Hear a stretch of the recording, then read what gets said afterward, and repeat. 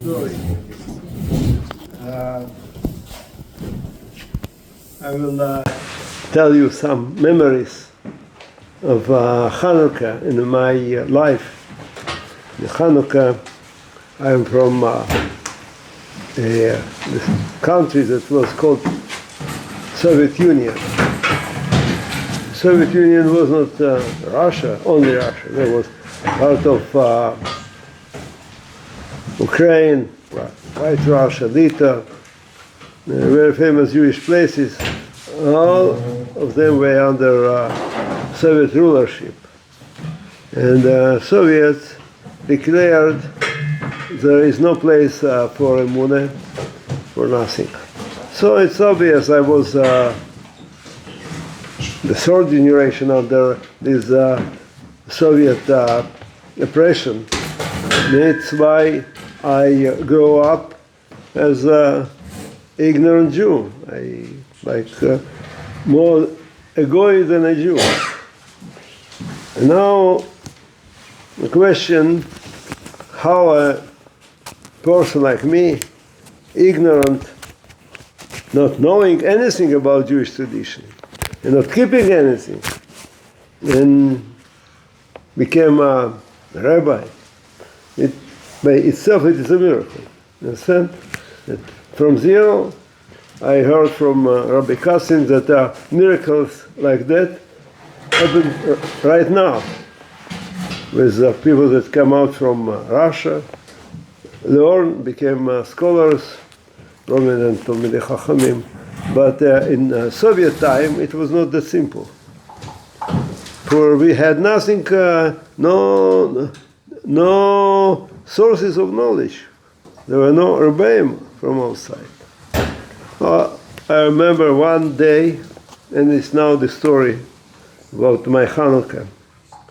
It happened that my father was arrested in Soviet Union, mamish for nothing, and accused in some stupid things. He expected penalty. So my mother and me, my two sisters, came to hear the verdict of trial. What you could expect, harsh penalty for nothing.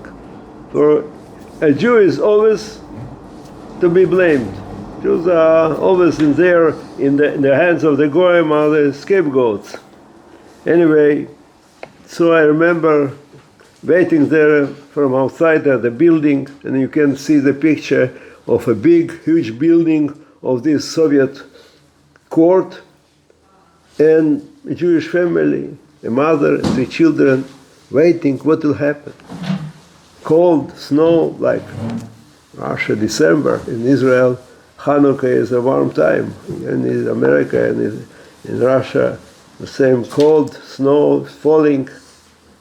And a child like me, some 9 years old, disaster. What will happen with the family? And all of a sudden I felt I can help my father. How a child can help his father? I start telling something like that, please, please, help my father out from the prison. I promise you, I will be good boy. I will be a good boy. I will behave. I will do whatever needed. And then he stopped. Whom I am talking to? What I promise? I didn't know. But certainly it was the first tefillah to Ribono Shel Olam. On Chanukah. It's a miracle of Chanukah. That all of a sudden my neshama opened. And I didn't know for sure that there is God, Ribono Shel Olam, that I can ask Him and He will help. As we say, Tefillah Zaka, a pure tefillah. Nobody invented the tefillah. It's not in books. The tefillah in every Jew's heart. Just open your heart, open your neshama, and you will pray. You will see the tefillah. But certainly, I was afraid. What happened with me? All of a sudden, start saying something strange. I promised something. I forgot about that. Time passed by, Nothing helped. My father was sentenced. Mamish for nothing, for 5 years of imprisonment. My mother, from this disaster, became ill and passed away. When you look at this boy, it was already before my bar mitzvah, 12 years old. What will happen? What will happen with the child? The mother is in hospital, died, the father is in a prison. The life is lost. And it is me, you know. So it's the first lesson, never say everything is lost. It is not true. The life continues. And sometimes if somebody is saying that's the end, he put the end. Ribbon Shalom never says that it's the end. It depends on you. Continue. As a child I continued. And then it happened later on, I will not tell the whole story. Another Chanukah miracle. I studied in a high school of Goyim, certainly. There were no Jewish schools, and I was even not aware that I have to study. To tell you the truth, I was ashamed that I am Jewish. For the Goyim, the Russian, the privileged race, their first grade, to be a Jew is something shameful. I regretted to be Jewish, for I told, why should be Jewish? You know, I speak their language. I look like them. I behave like them. I would, you know, it's the level of assimilation, almost ready to be lost for Am Yisrael. And then in my high school, somebody told, you know, next Sunday, the Jewish youth of my local place, I am from Latvia. Latvia is like a Baltic state nowadays. At that time it was a part of Soviet Union. Jewish youth is coming together to rebuild a Jewish cemetery.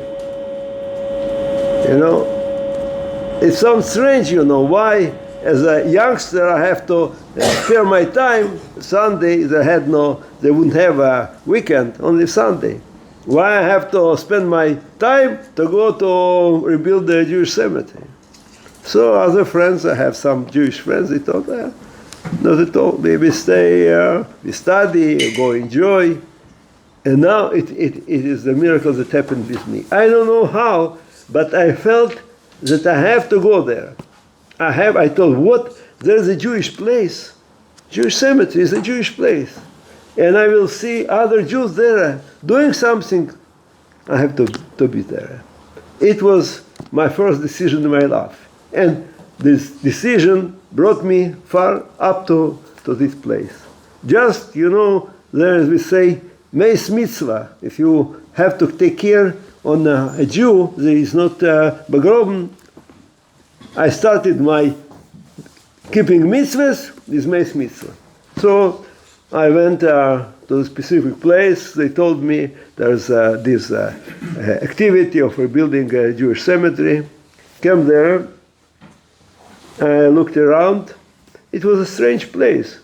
It was not at all a cemetery. It was like in a forest, a field. Where is a cemetery? And the people, there were some, not young people, older people, some 5 of them, did something strange. There was a pail of sand, and they collected the sand and put it in kind of boxes, removed it and spilled down the sand somewhere, and then coming back, collecting. Strange, you know. Where is the cemetery? What are you doing? That way I was ashamed to ask them, for they did know, and I couldn't understand. And then next time they came to spill down the sand, I looked, it was a deep trench with bones, human bones inside. So I understood what kind of cemetery it is. It was a place of a massacre that I was told that 30,000 Jews were massacred there in 1941, a local Jewish population. Later on they killed more, but it was Erev Chanukah. It's my second memory of Chanukah. Bad memories, right? Death, prison, This is part of our Chanukah, you know.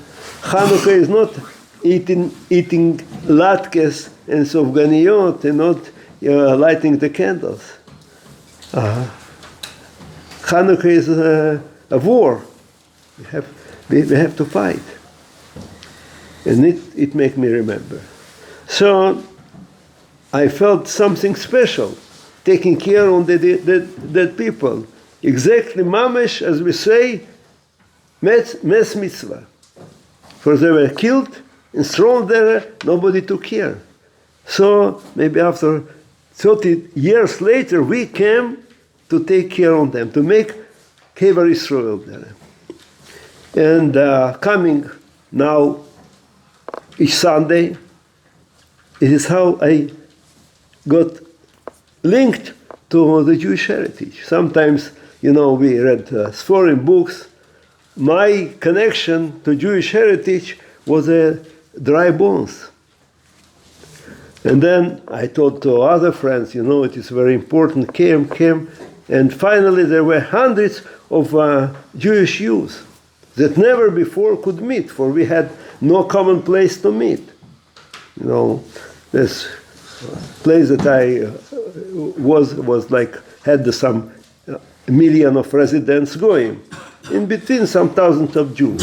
Never met. Never going to a synagogue. No place to meet. And all of a sudden, the dead people met us there. And then, after several years, we somehow finished this project. And there was a gathering on the day of their massacre, Chanukah. Imagine snow, forest. I decided that we have to do something for the dead people. I thought, what? They never being shot, never saw the candles of Chanukah. Let us lighten the candles of Chanukah for them.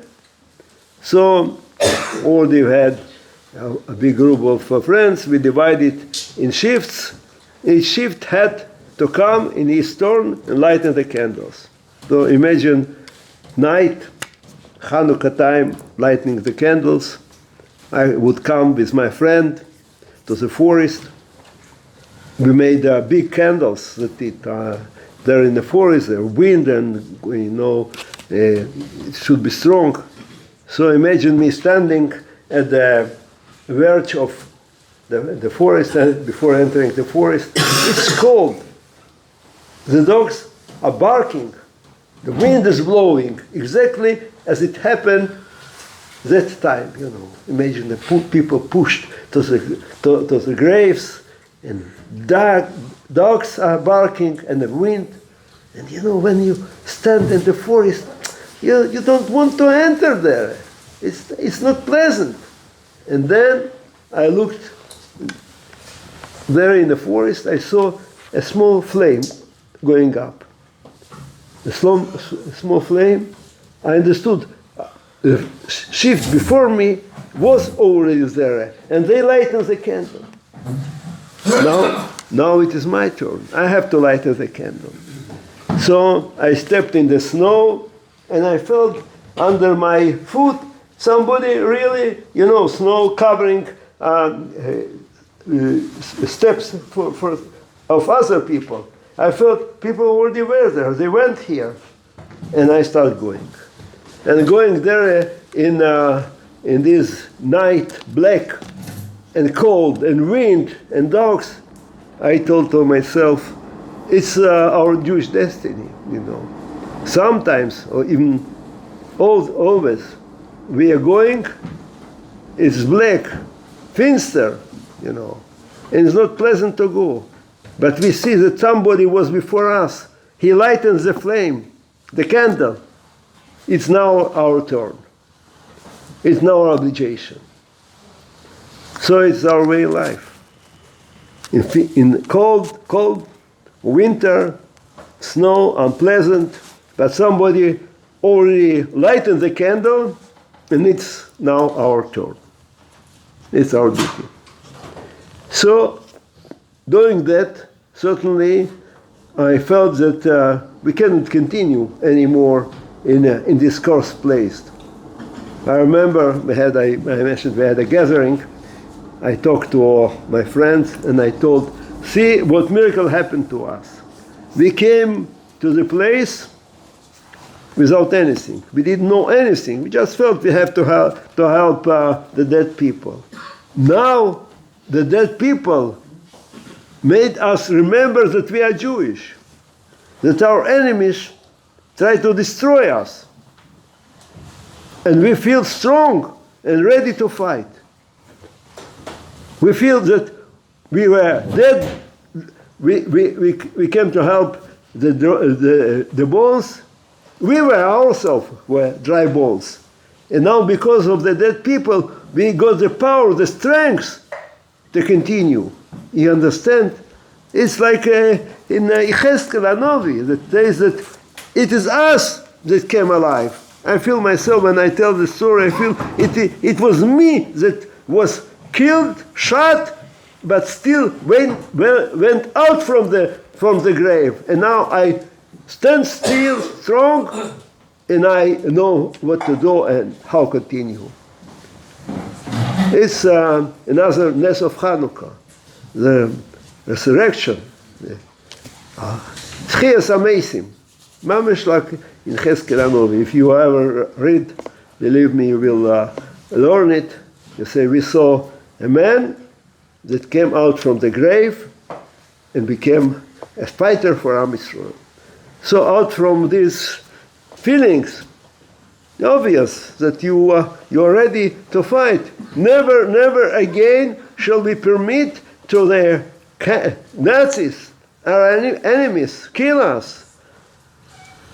And then it happened that we formed a group. As all the friends that we met there in the cemetery, we decided we have to learn to know more. We had no yeshiva. Each of us start learning something, looking for books on Jewish history, Lashon Kodesh, Hebrew, Jewish heritage. So we had like underground classes, for it was illegal.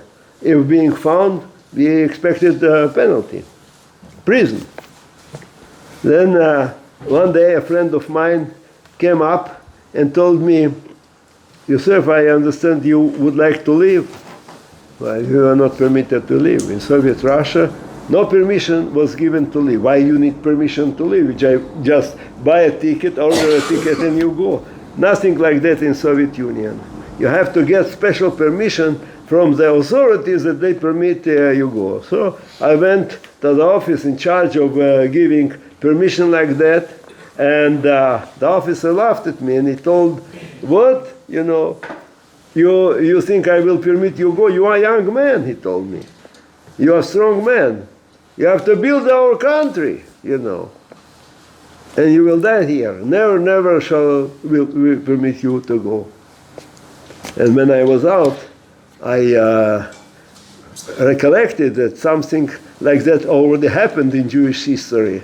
When Moshe Rabbeinu came to ask from Paro of Mitzrayim the permission to leave, it's what the Paro told him, forget about that. Build Egypt, you are our slaves and you will die there. But not everything depends on the will of the Pharaoh. There is somebody stronger than him. Ki biyad chazaka hotzienu Hashem miMitzrayim. You need a strong arm of Ribono Shel Olam to take you out from the Golus. Where is the strong arm of Ribono Shel Olam? We young people felt that we are the strong. And how it came up, a friend of mine told me now that I know that you are willing to leave. How to leave? I have a way, he told, to cross the border illegally. Are you ready to do that? Yes, sure, I told. When we are doing that, this friend was astonished. He told, you have to know maybe more details. Maybe it is dangerous, think again. I told, I don't need any detail. For me, being there in this cursed land is death. So when you say that there is only a small chance to run away from it is 100%. I am ready to die, just to try to leave this cursed place, and maybe, who knows, it will open the gates for Am Yisrael generally. So he told me the whole scheme. He told that within our framework of underground groups is a Jewish pilot, Mr. Dimshitz, Olav Hasholem, that is ready to bring us in, if we manage to take over Russian airplane, Soviet airplane, he'll bring us over the border. So I looked for people like me, not necessary. I needed soldiers that never hesitate, that are not afraid. People ask me now, were you afraid? When you love something, you are not afraid. I love Am Yisrael. I love Eretz Yisrael, and love is something very strong. So when you love something, there is no hesitation, no fear. I never fear. And I looked for friends like that never ask question. They say, I am ready. And I found them. So that time we had almost 3 million Jews there in Soviet Union. And I found maybe some 5-7 boys. People would say, that's much. It's a small group, very small group. Out of 3 million, a small group. But remember what happened on Chanukah, this small pot of oil. It was small. Doesn't matter it was small. It existed, it is enough. And it's always with Am Yisrael. The majority can be against you even, not accept you. What you're doing, it is crazy. But there is, like on Chanukah, believe me, the majority was against Hashmonaim. They thought they're crazy. What they imagine they can fight against the Greeks? They can win? Impossible. You need emunah to fight, not weapon. Emunah is the strongest man. If you believe that it is true and there is no other way out, you will fight and you will succeed. So it is how we had these 7 boys, and I will tell you a story that I mobilized a certain friend. I told this friend certainly will agree. His name is Arya Hanoch. I told Arya that there is possibility to run away. He told, what? Thank you. He embraced me and kissed me. What? He was excited. I told again, Arya, think about that. It's not that easy, it is dangerous. Doesn't matter, he told me, If ever I would know that you try to do that and you wouldn't invite me, I would hate myself all the time. The very possibility to try was valuable. Now, you told me, I am glad. I am the happiest man in the world. This level of the love of Am Yisrael, Eretz Yisrael, Torah Yisrael, unbelievable. You find among people that don't look Jewish at all. But every Jew, as we say, is a pintle of it, the sparkle of it, of a Jew. Just you have to lighten it. And then it becomes a big flame, like there in a cemetery that I told to you. So finally, we were arrested. Coming to the airport, we were arrested, and we expected death penalty. And I remember that we were arrested in the airport. So being moved from the airport to the headquarters of Secret Services to be searched and questioned, and being in this small car of Secret Services, I had a chance to look through the window. So I saw people. It was summer. It was Shavuos time. It was summer. People would go in the streets, laughing. Children, students. It was life, and I lost my life. So I asked myself, do you regret? Maybe it was a mistake. Sometimes you make a decision and you are excited, but later on when you have to pay for that, you feel it was a mistake. So I wouldn't hesitate. I ask my question. So sometimes, you have to talk to yourself and talk to Ribono Shel Olam. And I told, no, I don't regret. I know that sometimes you have to pay for what you would like to have, with money, with time, sometimes even with health. But there is something very important that you have to pay with your life. And I told to myself, I am glad that I had the power to be ready to pay with my life for the sacred thing as Am Yisrael Chai.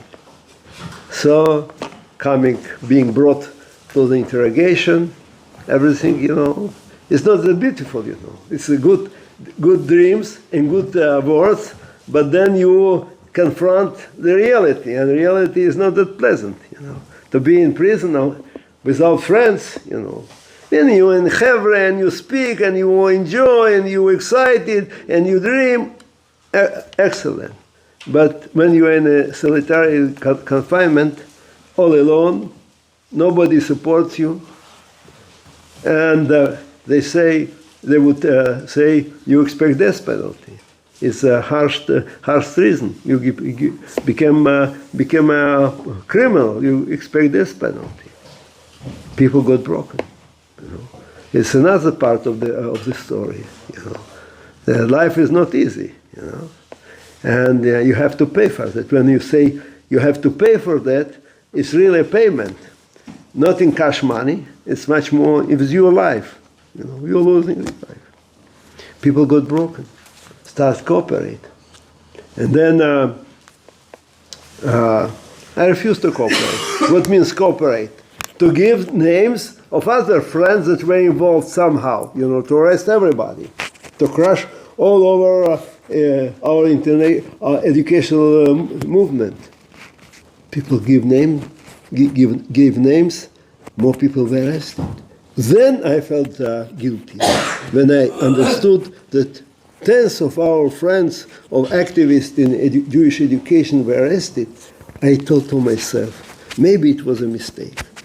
Sometimes you try to do something outstanding, something very good, but the outcome is not that good. For I am in prison, we didn't achieve anything. Instead, my friends are arrested, and what means the friends are arrested? Everybody has his family. The police is breaking in your house. Search, yell, the children crying. Woman. And I did it with my hands. It was a very bitter feeling. Everything was almost lost. And the interrogator, the Russian one, Captain Popov, told me, Yosef, you're saying you are Jewish, you dream to go to Eretz Yisrael, but I look at you, you're not Jewish at all, You speak beautiful Russian language, you behave as us, but you need to sacrifice your life for something you never experienced. He has right. It's to break my will, He would say, be realistic, I understand you are a young man, you have dreams, etc. Be realistic. You cannot break the wall with your head. That's true. So, coming back, being brought back to my cell, I go around in the cell and I told, maybe he has right, Maybe it is not the time to be stubborn. I have to save my life. To admit that it was a mistake, I am guilty, I asked the Soviet power to pardon me, and then I became angry with me. I told, what? You are ready to give up, to cooperate? In no way. I told to myself, I have to fight against my Yetzer Hara Ore. How I can fight against my Yetzer Hara, against my weakness? I told, he is saying that I am not Jewish. I have to make him believe that I am Jewish. How you can make a person believe that you are Jewish? If you keep mitzvahs, right? Torah mitzvahs. people look and say, you can look like a goy and you can have a name, a goyish name, but if you keep Torah and mitzvahs, nobody will even think that you are not Jewish. So it is how I started my real fight for Am Yisrael there, in the jail, It's good to be with chevre, with weapon, kadima, good. But you alone. And you're fighting against everybody. And you fight with your Torah and mitzvahs. So it is a long story. I'm making you asleep. I'll tell the last part of the story. The day came. They finished all the trial, all the interrogation. It was the time of the trial. Too bad. We expected death penalty. When entering the room of the court, the first time I saw this friend, Ari Hanoch, and he told me, Yosef, today is Chanukah. As we say in Yiddish, is geworden mir lichtig in der Egen. I understood that it is a sign for heaven. For Chanukah means Yeshuos Nisim. Ala Nisim Yeshuos. Certainly a miracle will happen. And instead of losing the battle, we shall win. And it happened, During the trial, the whole jury got to know that the Jews, a small group of Jewish boys, are going to be put to death, to life sentences, and there was an outburst of Jewish world, protest, demonstration, start pressing on the Soviet power. Stop, let them go. Let my people go. And instead of getting death penalties and life sentences, the Soviet Union stepped back. It is not that they released us, but it was different. We won the Soviet power. They gave up, and they opened the gates of immigration. People became free. So it is how we paid with our freedom for freedom of other people. So when I was out from the prison, released, I did know that already 200,000 Jews got permission to leave. And I felt beautiful, I spent 11 years for that. I told, it makes sense to spend your life for the biggest mitzvah, Pidyon Shvuyim. See? So I achieved two biggest mitzvahs, Mes Mitzvah and Pidyon Shvuyim. And in between, certainly, Shmir Shabbos, and whatever was possible in this concentration camp. Thank you, friends. I told you about the Nisim of Chanukah. It is real. As we lighted the candle, we'll say, Biyomim ha'em, Bizman hazeh, means, Bizman hazeh means now. What now?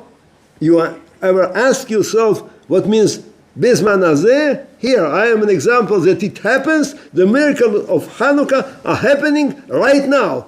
With you, with Am Yisrael, and it gives us a lot of optimism. Only be strong. Only follow His will. Kol Tuv.